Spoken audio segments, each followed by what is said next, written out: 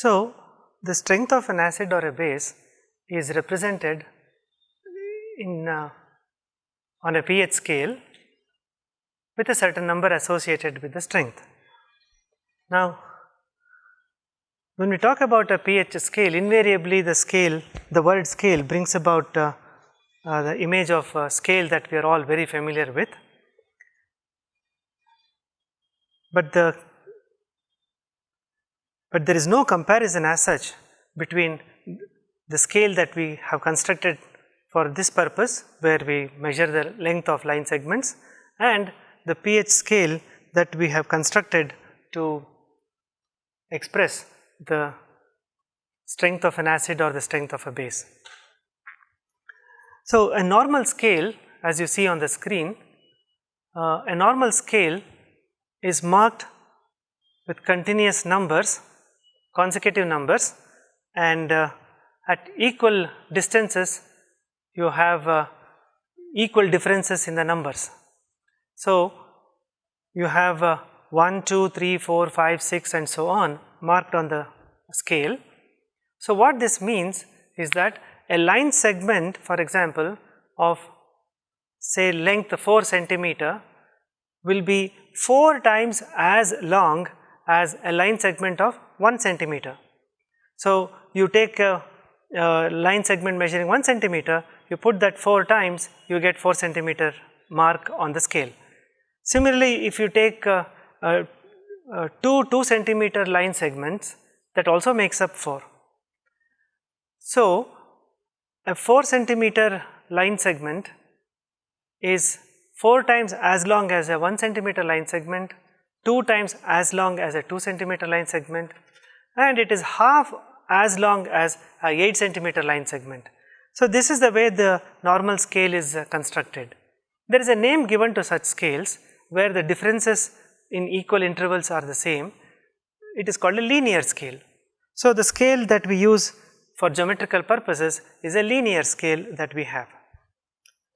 How is a pH scale constructed? Now, the pH scale also has consecutive numbers starting from 0, then you have 1, 2, 3, 4 right up to 14, and then you also find that the distances between the two consecutive numbers is the same.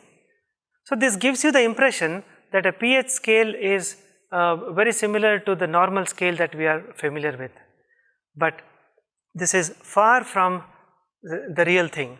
The real thing is this: if you took an acid of pH value 2 and you took an acid of pH value 3 and you added the two solutions, you will not get an acid whose pH value is 5.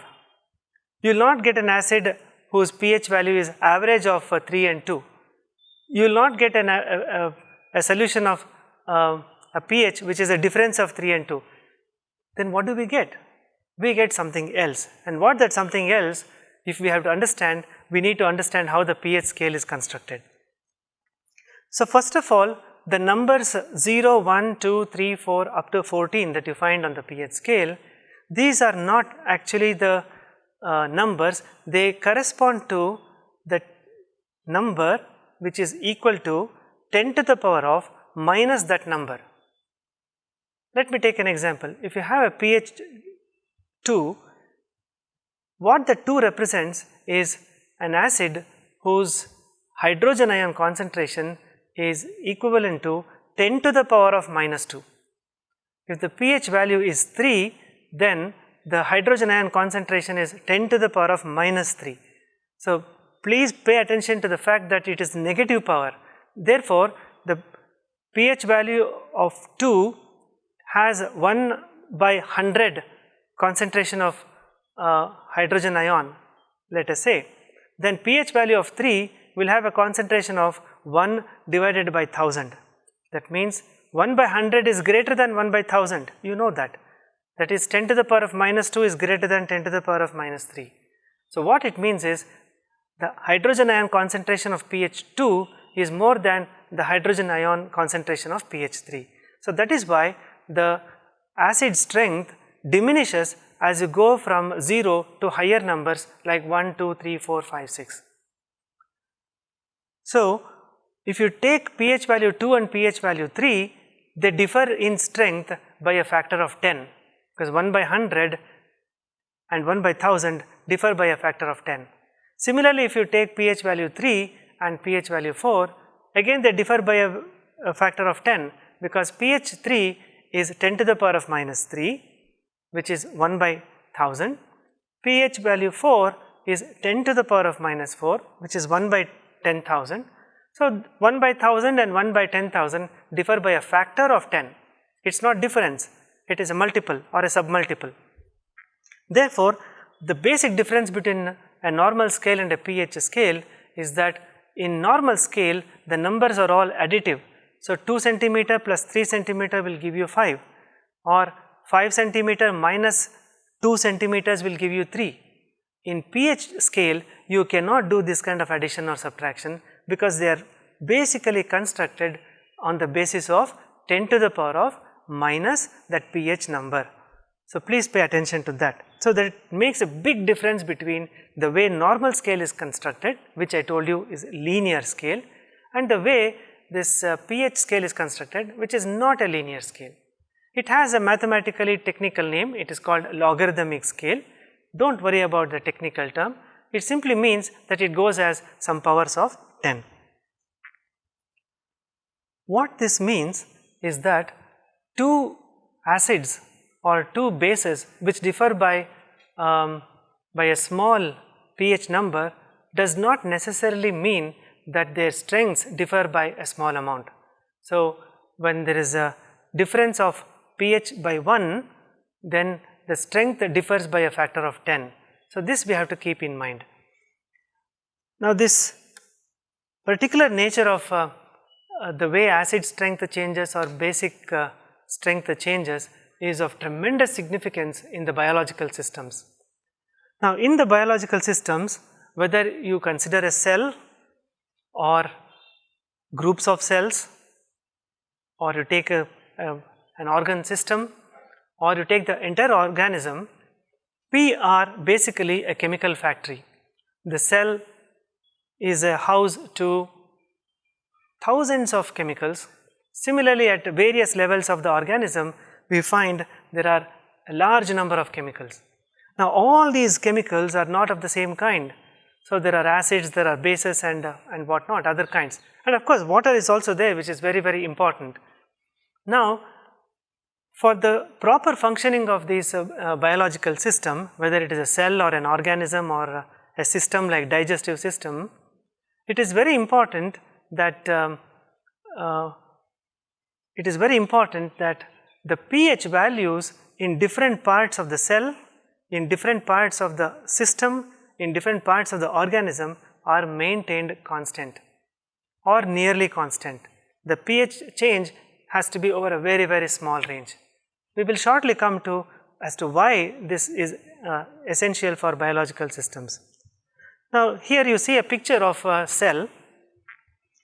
A typical cell is very, very small, just a few microns in size, but even in such a small even in a small volume of that dimension, there is a whole world of acid, base and water and what not. So, there are certain parts of the cell like the nucleus which has a pH value of a little more than 7. Then there are certain parts of the cell, as you can see in the diagram, which are much less than 7. So, much less than 7 is acidic and greater than 7 is basic. So, the part of the cell which is basic should be basic all the times, and the part of the cell which is acidic should be acidic all the time, and over a very narrow range of pH that is given there. Now, this maintenance of the small range of pH is very important, because all the life sustaining processes are chemical reactions, and these chemical reactions are very, very sensitive to the pH value of the environment in which the chemical reaction takes place. As a result, a small change in pH value can affect the chemical reactions and thereby affecting the life processes. So, our own existence as a living system, as a living cell or an organism, is dependent on how well we are able to maintain these pH values that we are born with. So, To fully appreciate this, we will take some specific examples. Now you take for instance the digestive system. So here is the picture of the digestive system. So the digestion, as you know, is a process in which long complex molecules of food are broken down into small simple molecules of food, and in the process some energy is also produced, and these small molecules as well as energy are essential to run the engine called the cell, called the organism. Now in this digestive system, digestion begins in the mouth with the saliva acting on food. So look at the pH value of the region in which saliva is produced, or the pH value of saliva itself, and then as you go down to the stomach, you find that from basic medium, slightly basic medium of saliva, we have come to highly acidic medium of stomach. As you go down, you find that in the small intestine again it is basic. So the part of the digestive system, namely small intestine, that has to remain basic, and the part of the digestive system which remains highly acidic in the stomach should remain acidic. Now why should it be like this? It is for the following reason. Like I told you, digestion is a process of breaking down complex food molecules into simple food molecules. It is not as simple as the statement sounds. For this breaking down process, it takes a few weeks. So if you eat something today and you want to get energy out of that, and you break down, and that energy is obtained by breaking down larger molecules into simple smaller molecules, you will have to wait for several days. But that is not what the textbooks tell you. Textbooks tell you that the process of digestion is completed in about 6 to 8 hours. So am I saying something which is far from the fact? Not quite. The textbook is right in its own way, I am right in my way. But between the textbook and what I said is some very important detail which I did not tell you. The process of digestion is extremely slow left to itself. But if you put something called enzyme is a chemical compound. It is a protein molecule basically in our body, in our cells. These proteins, they make the chemical reactions to go faster. They do the job of a catalyst. Okay, they increase the speed of a chemical reaction without actually undergoing a chemical change themselves. So you will find that these enzymes help in breaking down of the larger molecules into smaller molecules much faster than it would happen without their presence. Now how are these enzymes able to do that? These enzymes, as I told you, these are proteins, and these proteins have specific structures. The structures are very specific, and the structures are highly dependent on the pH of the environment in which they live. So here on the screen you find the structure of amylase, which is secreted by saliva, and then you find pepsin, and also there is gastric lipase, which is produced by in the gastric juice. Now the structures are given to you on the screen. These are folded structures as they are called, and the entire property of that protein, that enzyme, to speed up a particular chemical reaction comes because of its pH value. Now if you take the enzyme like salivary amylase, which does a very good job of speeding up the chemical reaction in a slightly basic medium in saliva, you take this enzyme and you put it in stomach where the pH is highly acidic. What happens is the folded protein structure actually gets damaged, and because of the damaged structure, the enzyme will not be able to perform the function that it has to perform. In this case, it is to break down certain types of food molecules into certain other simpler food molecules. The relationship between the structure and the property can be very easily appreciated through this parallel example or an analogy. This is a mechanical analogy. So we have a piece of wire, a metallic wire. Now this wire cannot be stretched very easily, but the same material, when it is rolled on a cylinder and you get in the form of a spiral spring like this, then you find that stretching becomes very, very easy. Even a small force is enough to stretch it by 2 times its length. But the same cannot be said of a piece of wire which has been stretched completely like this.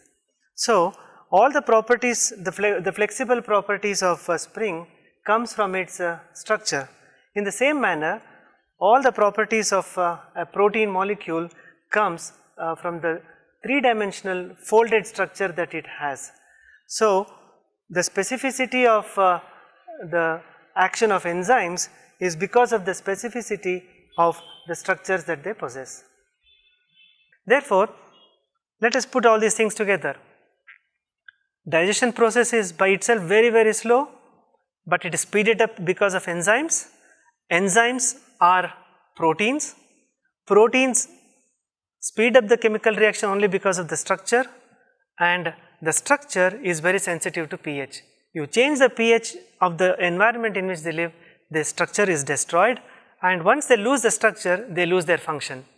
This is absolutely important. So, for this reason, these enzymes have to be in an environment where pH is maintained. But if you look at the kind of food that you eat, the variety of the food that you eat, and the composition of the food that you eat, some of them are very rich in acid like aerated drinks, some of them are very rich in bases like green leafy vegetables and cucumber, then tubers like potato and sweet potato and so on. So, you are constantly increasing the or altering the pH value of your body, inside the body. But amazingly, like a miracle, your body is all the while adjusting the changes that you are trying to make through your food habits on the pH value. The body is countering that through certain other processes and keeping the pH value of the environment same. But for that, you and I would not exist at all. Okay? But how does this come about? Now, we can understand and appreciate this from a common problem that many of us undergo at some point of time or the other. This is the problem of acidity. So, sometimes you find a burning sensation in your chest after you have had a meal, or sometimes when you have not had a meal for a long time. So, there is a burning sensation in the chest. This is what you call acidity. How does it happen? The stomach, as you see in this picture, is filled with gastric juice, and gastric juice is a combination of many compounds. Hydrochloric acid is also one of them, and this hydrochloric acid is so strong that, recall that experiment that we did with acids. When magnesium ribbon was added, there was a very quick reaction to liberate hydrogen. That is the strength of the acid that is there in your stomach. Now, when this, for various reasons, it could be because of stress or it could be because of the nature of the food, what happens is the stomach which has to retain this acid in itself, it builds up the acid level, and the acid level builds up and it comes up and it gets into the esophagus. When it gets into the esophagus, you find that burning sensation which you call acidity. Now, what do you do when you have acidity? Normally, you are told to use, I am not advertising for any company, you are told to use some tablet like this, which is, if you can read, it is called an antacid. Antacid is a common name given to these kinds of acids, these kinds of tablets, or sometimes they are in the form of a gel, like a syrup, which you consume. Then you get relief after some time. But what is happening here? Very, very simple. The acid level built up, because of which you had this acidity problem. Building up of acid means either increasing in the quantity of acid or increasing in the hydrogen ion concentration in the acid. Now, if hydrogen ion concentration goes up, the relief can be obtained only when you bring it down. So, the way you bring it down is to increase the concentration of OH ions somehow, and these OH ions will react with the excess of hydrogen ions which are there, and that will form water. H and OH will form water, right? So what these antacids do is the following. They are composed of hydroxides like aluminum hydroxide or magnesium hydroxide. I mean, you can't use any hydroxide. Please don't consume sodium hydroxide. It's extremely dangerous. If you have acidity, you are allowed to take only certain hydroxide and only in certain dosage. So magnesium hydroxide is a common ingredient in these kinds of antacids. So it's very easy to guess now. So these hydroxides contain, magnesium hydroxide contains hydroxides, hydroxyl group, and this hydroxyl group actually links up with the excess hydrogen ions that the stomach has built up, and these two will form water.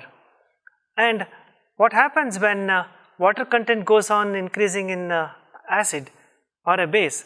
So we found that it actually dilutes, it brings down the strength of the acid. So you had a certain amount of hydrogen ions, and these hydrogen ions which were in excess have been taken out and they have formed water. So first of all, you have reduced the concentration of hydrogen, and secondly, by forming more water there, you have diluted the acid also. Therefore, the pH value actually goes up. So when pH value goes up, it means to a higher number, therefore the acid becomes weaker. So that's how you get relief. So this kind of reaction between an acid and a base is very important, and the body somehow is able to maintain a constant pH only because when the acid level goes up, there will be something where the hydroxides are pumped in and there is a neutralization of excess hydrogen ions. Similarly, when hydrogen ion concentration goes up, similarly then hydrogen is pumped in, so that again there is a formation of water. So this process is technically also known as neutralization, because the excess of H plus or excess of OH minus is being neutralized by appropriate base or by an appropriate acid. So these neutralization reactions are of significance, and here you will actually see a demonstration video as to what neutralization reaction actually is. And again, indicators will help us whether there has been a neutralization or not. So observe this video.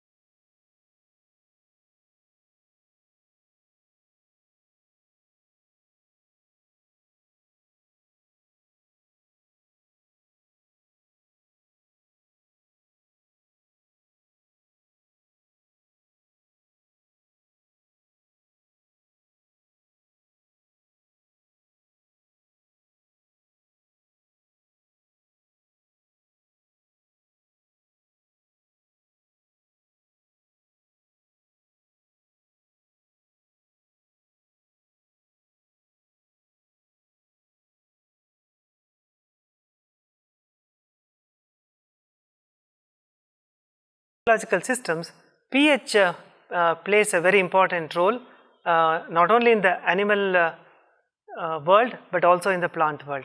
So I'll end my discussion on the significance of pH in biological systems with two beautiful examples drawn from the plant world. So here you actually see this beautiful flower of hydrangea. Now hydrangea comes in a range of colors, as you can see in this picture. According to the pH value of the soil in which they grow, the hydrangea sepals take to different colors. What you see on the screen looks like a flower. It is technically not a flower. These are the sepals of hydrangea, and these sepals change their color according to the pH of the soil. So on your screen, you are actually seeing the color of hydrangea in the acidic soil and also in the basic soil. So while it is a colorful tuning of hydrangea sepals, to a trained farmer, the color of hydrangea sepals can be a fairly good indicator of the pH of the soil, whether the soil is basic or the soil is acidic. So in that sense, this is a very important it's a very important observation that we make. Now, like hydrangea, there is another very important example from the plant world, which underlines the importance of pH. This is a research actually carried out by Professor Umashankar, Professor K. N. Ganeshaya and Professor Shiv Shankar from University of Agricultural Sciences in Bangalore. The question they asked is this: there is a subabul tree. Subabul tree is something like a miracle tree, not that it performs miracles. It has huge number of applications and it economically subabul tree is one of the most important trees, for which reason subabul is grown in abundance. Now, the subabul flower shows a very peculiar behavior. So, this flower has the stigma, and the stigmatic fluid actually takes in the pollen grains, and the pollen grains in the stigmatic fluid actually grow, they germinate and they grow. But what they had observed was that until a certain number of pollen grains accumulated in the stigmatic fluid, germination of the pollen grains did not take place at all. Not even a single pollen was allowed to germinate. Now, why was this? This is a very curious question, a beautiful scientific question which these three scientists, Umashankar, Ganeshaya and Shiv Shankar, asked, and what they found out was that the pH value of the stigmatic fluid is around 5. Now, when a pollen grain is dropped into this stigmatic fluid, the pH value of the stigmatic fluid actually goes up, meaning its acid content becomes smaller. So, the graph here actually shows you, as you increase the number of pollen grains, how the pH value of the stigmatic fluid is varying. And also, this graph shows you the percentage of germination that happens with the change in the pH value. Now, please observe that as you go from a pH value of 5 to about 6.5, the percentage of germination goes on increasing.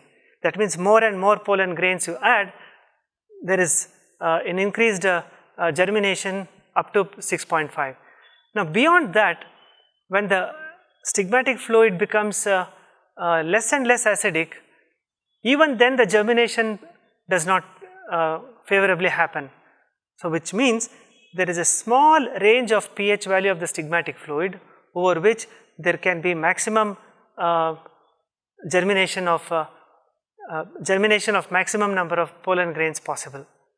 So, is this not a wonderful way that nature has evolved, that